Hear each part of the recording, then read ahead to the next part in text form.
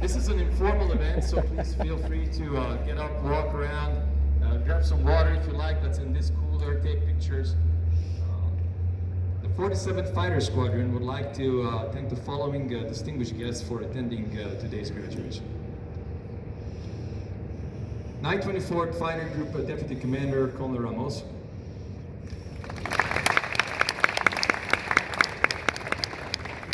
924th Fighter Group Superintendent Chief Master Sergeant May.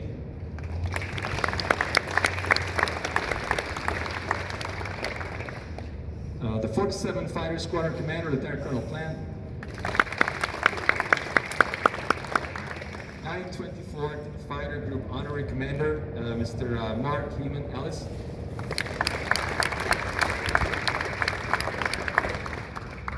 From the Red River Valley Fighter Pilots Association, Ken Schenker.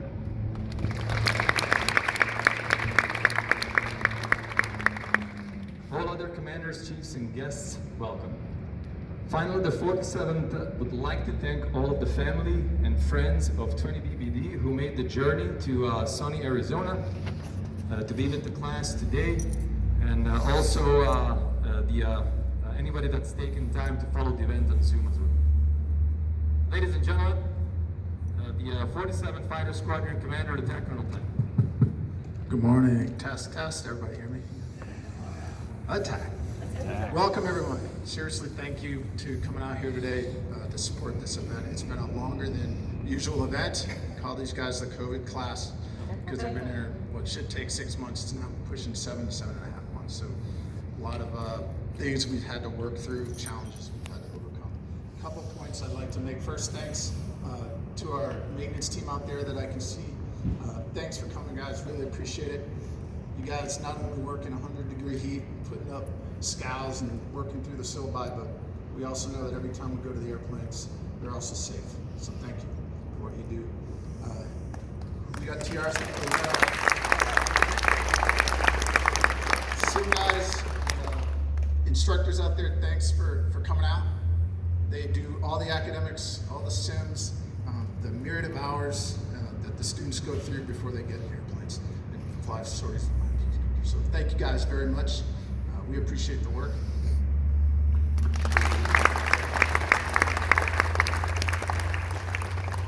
A lot of families, so thank you guys for coming. Appreciate it. The mission of the 47th is to forge lethal attack pilots. It's to forge lethal attack pilots. So that means that not only are they learning how to fly the airplane, which they do in about 6 rides for the check ride, 1 month. The rest of the 5 months, they're learning to employ the airplane as a weapon system. So that's the hard part. Part of that weapon system is the single seat pilot in the cockpit, right? So we put them through a lot of stuff, not just flying the jet and the systems on it. We challenge their egos, test them. We put them in situations where they have to make decisions with incomplete data, and we hold them accountable to those decisions, the good ones and the bad ones. They learn the life of a fighter squadron. You know, so they're in our squadron doing tasks that they do when they go to their combat units, and learning how to have that thick skin, how to learn from their mistakes, and how to learn from the mistakes of all of us. This is really the value there. But this isn't an ending, it's a beginning. We're celebrating them moving on to arguably the most challenging time of their careers. The next 8 to 10 years will be a significant challenge for them. So they're not the only ones graduating today. The families here and the support networks they have are also graduating. The fighter squadron can be a demanding mistress. She will take time away from their families. You'll miss holidays, birthdays. You'll go to weird places. You'll go to many places internal to the U.S. and a lot external, supporting policies you may or may not agree with, for people you may or may not agree with. And that's what we swore to do, and that's what we're training to do. So they're going to need support from families when they graduate today. as they enter the next phase of their careers. We're confident that you guys will do your job professionally, effectively, and that's what we are celebrating today. So thank you all again for coming. Let's proceed. Congratulations and attack.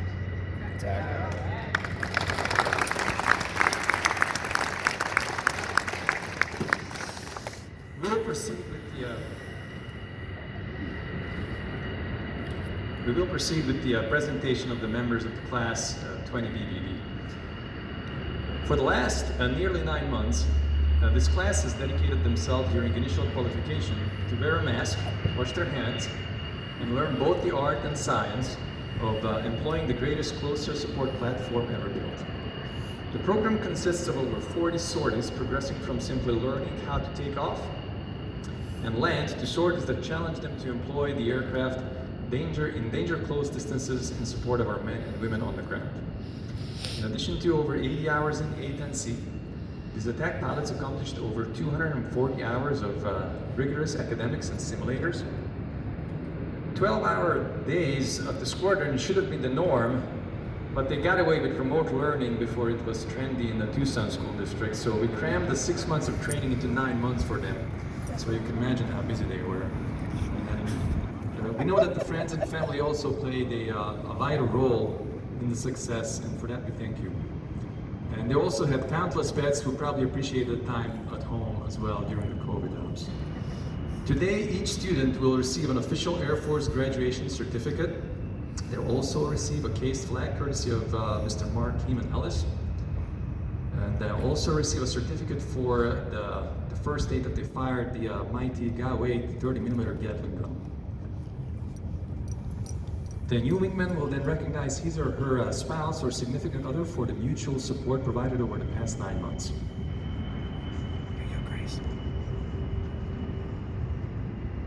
Sorry, so without any more delay, we'll proceed by rank, then alphabetical order, with zero consideration for any tactical skill or weapon accuracy or flying ability. Captain Rich Jobs Huckle. Please come forward.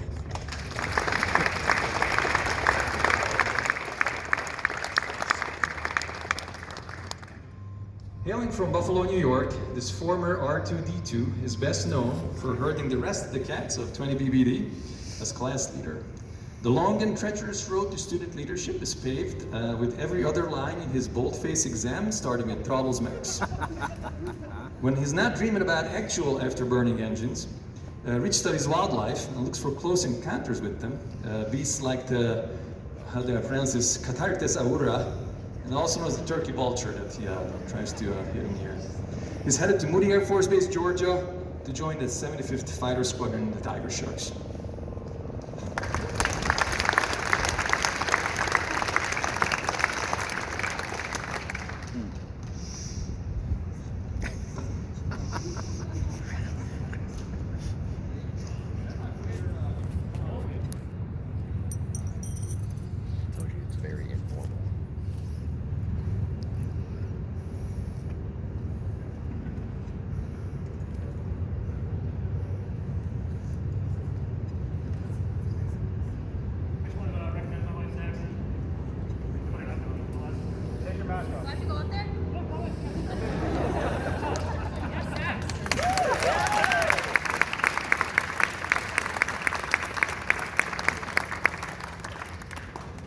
Mass kiss. Captain Nick Joe Po Panzica.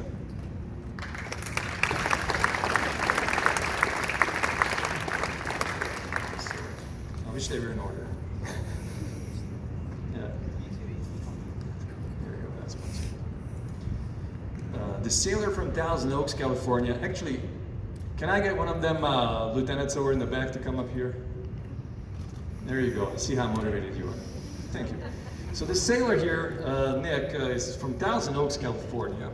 He left behind the steamy, common area showers of the Navy that you remember from the movie Top Gun for a chance to fly the mighty Hog. Although he left a great impression by expertly installing a water cooler in the bar, which is why we have the water bottles here so you can grab them because it might still not work when you go back there. The biggest impression he leaves is his ability to sprinkle fairy dust. And because of that, I don't think the cold will bother him anyway as he goes to the 303rd Fighter Squadron at Whiteman Air Force Base, Missouri.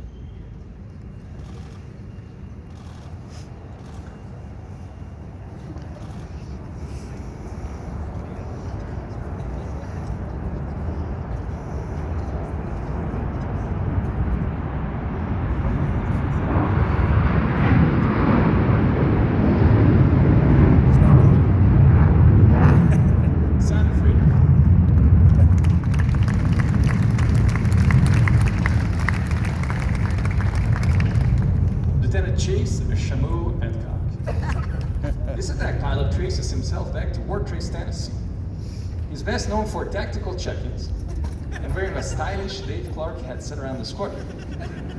Despite possessing above-average motivation, Chase just does not have the ability to be on the correct radio at the correct time and say the correct thing. And this happens the moment he zips up the 3 feet worth of a flight suit, unfortunately. But I'm sure that will all change when you step foot at the 163rd Fighter Squadron, Fort Wayne, Indiana.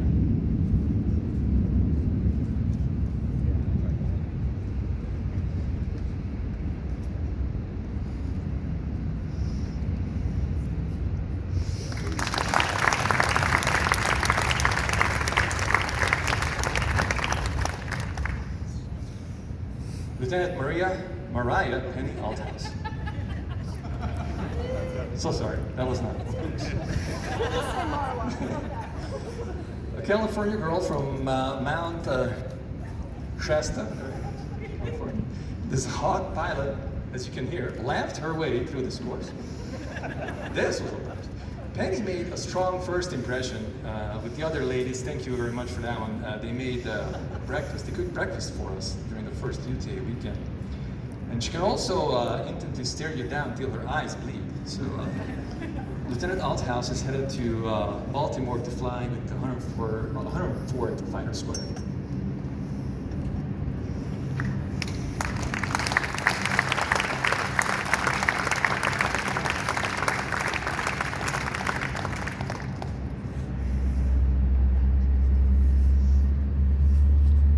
Lieutenant Colleen Shiva Engelbrecht. Colleen journeyed here all the way from Salem, New Hampshire. She's actually the only one in her class that got a chance to air to her fuel, and she was very excited about it on hot mic. I was there, I know. And when she's not attending to the many pets in the house that she shares with the other ladies in the class, she can be heard regaling stories of low-altitude aerobatic maneuvers as well. So, Lieutenant Engelbrecht is headed to the land of not quite right at the 25th Fighter Squadron Osana release from Korea.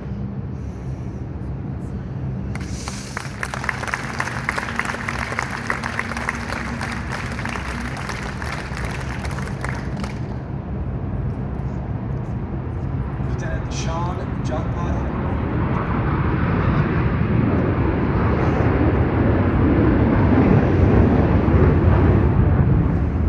This quiet hog pilot is from, see if I can pronounce this right, Gettysburg, Maryland, potentially. All right. He embodies the classic wingman. He says very little besides two, and I wasn't quite sure if he was in this class until I was writing the script. It was very unfortunate. He did decide to live with a less than adequate F-16 student from across the highway here, just to bolster his self-confidence. He does have some true debate skills. They come out in the Heritage Room when he's arguing with weapons officers. Lieutenant Hathaway is off to Moody Air Force Base, Georgia to be a part of the 74th Fighters World Famous Flying Tigers.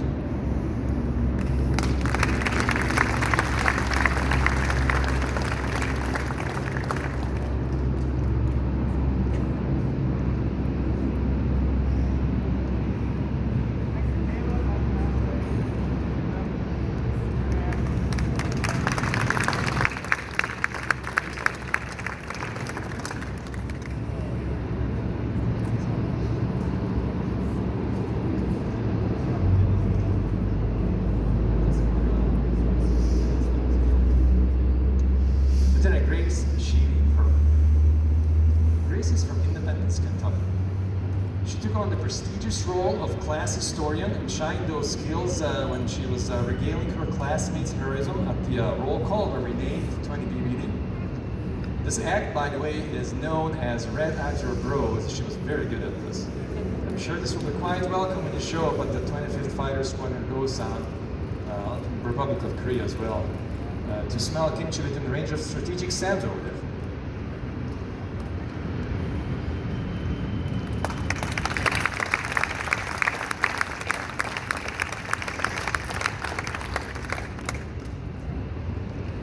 Lieutenant Joey Josic Hunter. Joey traded the humidity and heat of Ocala, Florida for just the heat over here. Another quiet pilot, Joey was a bit trigger shy in the beginning, only shooting about 10 rounds on his first gun pass. Eventually he gained the courage to shoot about 47, which is really good for most other guns, but really a sighting burst for the old Gaw 8 over here. Well, don't be shy, Josic. He's joining the awesome Dragons as well to drain the swamp at the Osaner base Republic of Korea.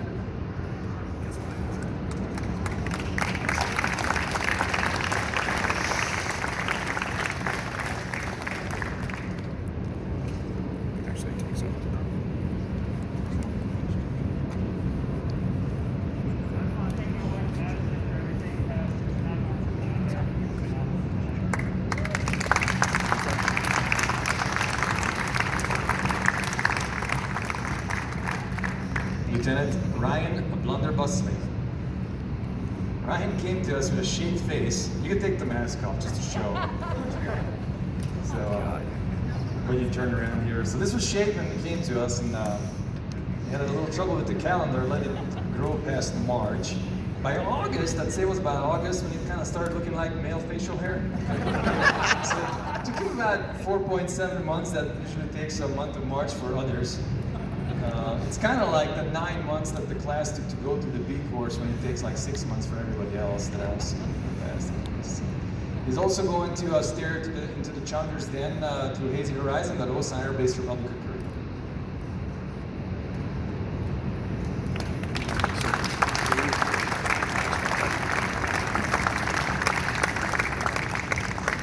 And last but not least, Lieutenant Cody Stacy McCaffrey. Cody is from Monroe, Michigan. His culinary skills are well known around the squadron. Thank you for the meals you provided. So he brought food for his birthday. We shared all that. He got sick the next day. Then he brought food for his engagement. Then he also got sick the next day. A little trend here if you're sensing it. So word of advice, do not bring food to work when you become a Tiger Shark at Moody Air Force Base, Georgia, with the 70th Fighter Squadron.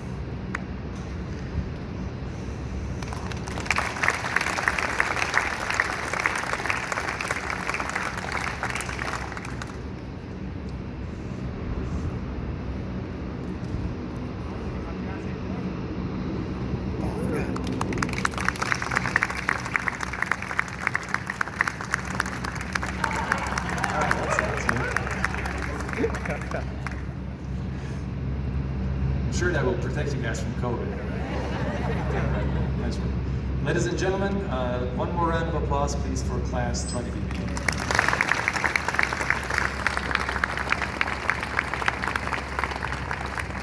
The class leader, Captain Huckle, will now present the student awards.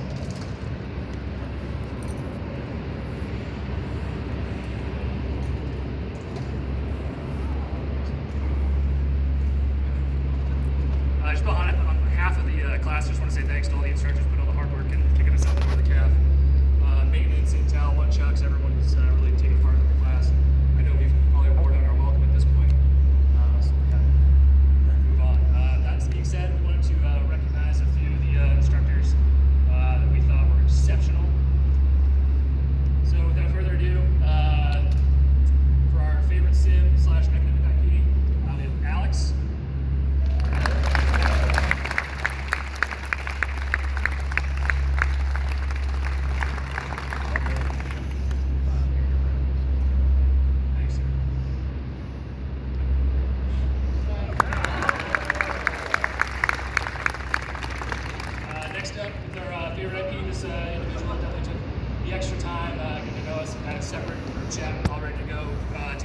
information.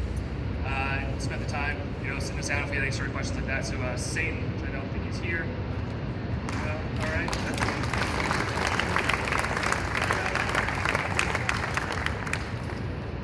Next up, the IP who every single time you saw him on the schedule, you knew it was going to be a great ride because it was going to be a guaranteed pass, guaranteed complete. Santa Claus Squadron Musket.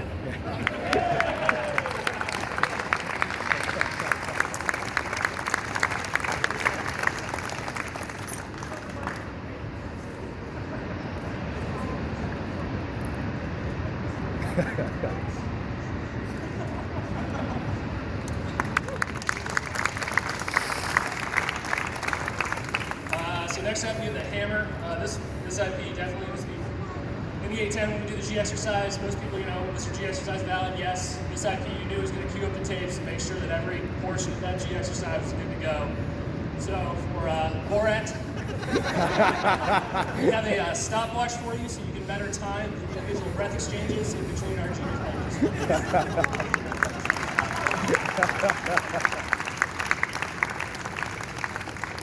And then lastly, we have the IP, or I call it the honorary "You Did More Work Than You Had to" award. Between always being available for questions in the weapons shop, put in the extra work for the TAC 32, and sticking around when you didn't really have to. Rivet.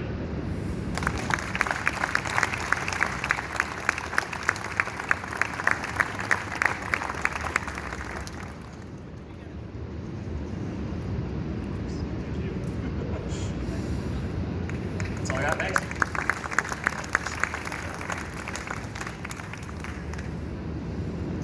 There you go. Captain Eric the Moo Hinkley, 924th AMX's Maintenance Operation Officer. Now we'll present the Maintenance Award. Oh. Damn it. Ops gave maintenance the microphone, so now you're all in trouble. All right, so hi, I'm Eric Hinkley. I'm the Maintenance Operations Officer here for the 924th. I got to read off my notes here. I tear up a little bit that you guys are finally going to leave my jets alone. So I've been selected to present the Bent Wrench Award. It will go to the individual who is the most heinous offender of aircraft maintenance discrepancies, the person who causes the most heartburn for the maintainer and maintenance officer alike. So soon this will be yours. So on a more serious note, this award is meant to kind of portray a camaraderie between ops and maintenance. On the surface, but on a little more deeper level, it's going to represent the maintainers who work out here on these aircraft, who pour their blood, sweat, and tears into those. And it's also going to represent the maintainers that you're going to encounter in the very near future who make sure you get home safely to your families every day. So, yeah. Which brings me to my next point. You guys definitely competed hard for this trophy. Reading all your PRDs every single morning was the highlight of my day. Whether it was hot breaks, over-G inspections, couldn't get your canopy to close, couldn't get your seat belt on, broke my rounds limiter, there was a ground abort for, I believe, a targeting pod. What else was there? Yeah, there's a lot of good stuff in there. But without all your maintenance injects, my maintainers back there wouldn't get the job knowledge and experience they need to perform out here. So, thanks, I think, for that. But, like most competitions in life, there can only be one winner. And this, ladies and gentlemen, is no different. So I'm gonna go ahead and read off the final score sheet for our Bent Wrench winner. And you can come up and collect your prize and later hang it at your office with pride. So, with 12 red balls, 17 write-ups, 4 ground aborts, one of which is for a targeting pod, by the way, 3 air aborts, 0 hold flies, thanks a lot for that, for a grand total of 36. The winner for this class is Lieutenant Colleen Engelbart.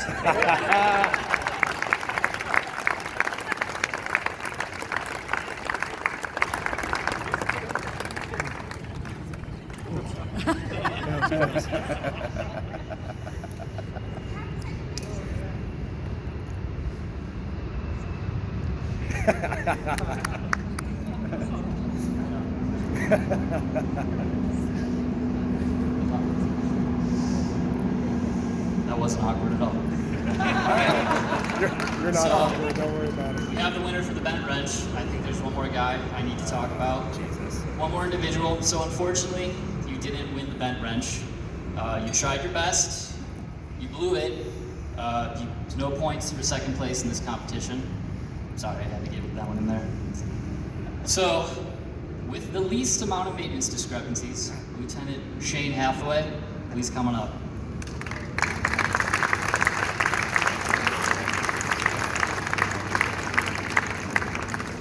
Come on, Borat.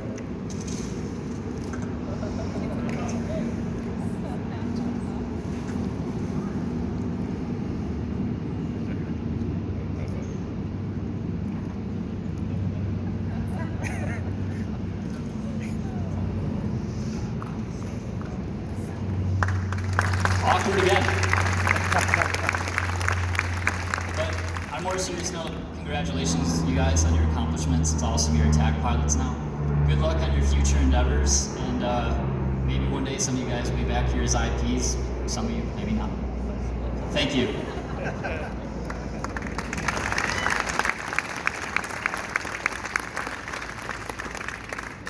Lieutenant Colonel Rivet Nicola, 47th Chief of Weapons and Tactics, will now present the Top Gun Awards. I'll put it this way.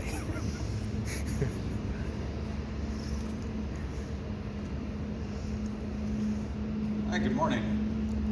Top Gun Awards are given for the best bombers and the strafers. That is tallied up between the 6 sorties that they go out to the BSA range, the conventional ranges, which we went out and got to see the A-10 shoot and drop yesterday. It's pretty awesome, right? All right, so we'll start off. It'll go into high altitude dive bombs, so up at about 14,000 feet, and then releasing so that they don't go below 4,500 feet. Dive bombs, they start at about 6,000 feet and then release so they don't go below 1,000. And then the low altitude, low angle high drag bombs where they run in at 500 feet and pop to acquire the target.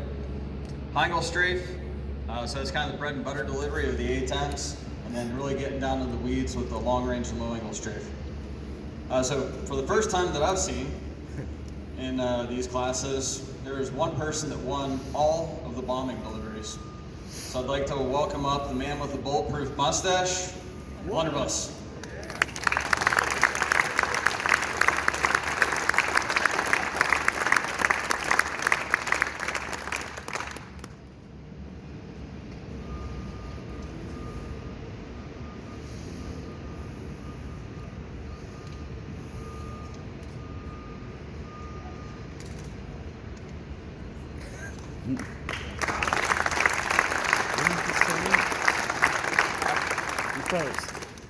Next up is high angle strafe with a 5.1 meter CEA, so basically from me to Virga there, hitting the target.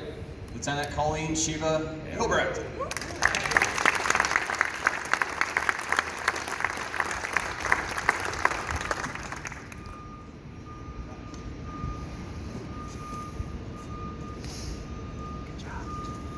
And with a pretty astonishing hit rate of 87%, so it's 87% of his bullets went through the strafe frags out there.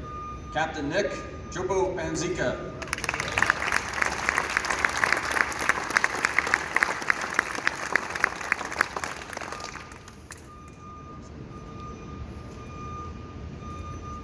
All right, next is the overall awards. So this takes into account the bomb deliveries and the strafe deliveries and combines them into their CEA. In third place overall, with a CEA of 21.3, Lieutenant Colleen Shiva Engelbrecht.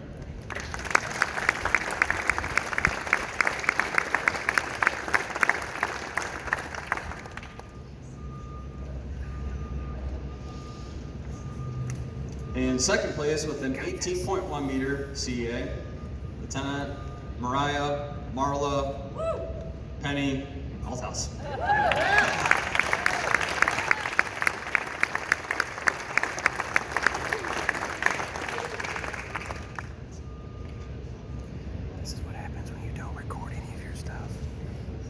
And the overall Top Gun for Class 20 BBB with an overall 15.3 meter CEA, Lieutenant Ryan Blunderbuss.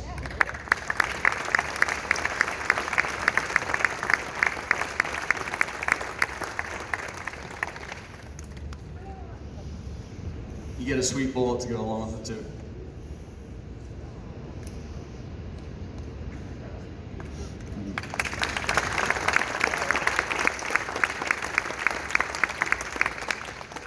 Lieutenant Colonel Jason Ott Pruitt, the 355th DRS Director of Operations, will now present the academic award.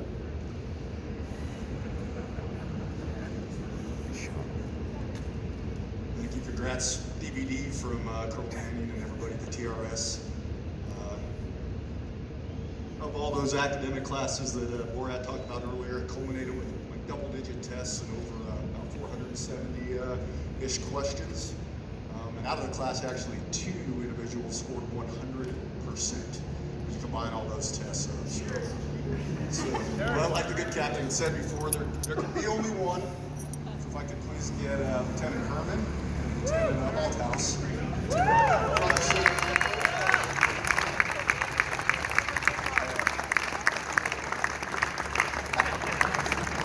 So it's the academic award. Some call it the nerd award. But what we're going to do to do one of these sweet rounds over here is have a competition between the two of you. We're going to kind of do one of these is where you're going to do to throw out for when you're ready when I ask for you to answer the question, okay? So get ready for that. Nerds. This is going to be probably bringing back memories for some people in the audience. But, it's going to be a best of 5. Oh, what's that? This will be interesting to see whether you did cheat or not. But we're going to focus on this weapon at the front of the airplane today. So it's going to be a Galloway specific questions. We'll go best of 5. It's best of 5. Okay. You guys ready? You ready? You ready? So you trigger there. Throw out your hand when you got it, and I'm going to pick on whoever answers first. Okay. Ready? What is the maximum ammo capacity of the gun? Ooh, like a 74. Incorrect. What's that? You got a chance. I might need more questions to get the best of 5 right? We do often have 1150 because the drums that get loaded have 575 apiece, but bam. All right, 1-0. All right. Question 2. What is the danger close risk estimate distance for the gun? 100 meters, excellent. All right, 2-0. Ready? I'll pick at it. Got it, Grace. Let's see here. For armor penetration, what dive angle range do you want to avoid firing at?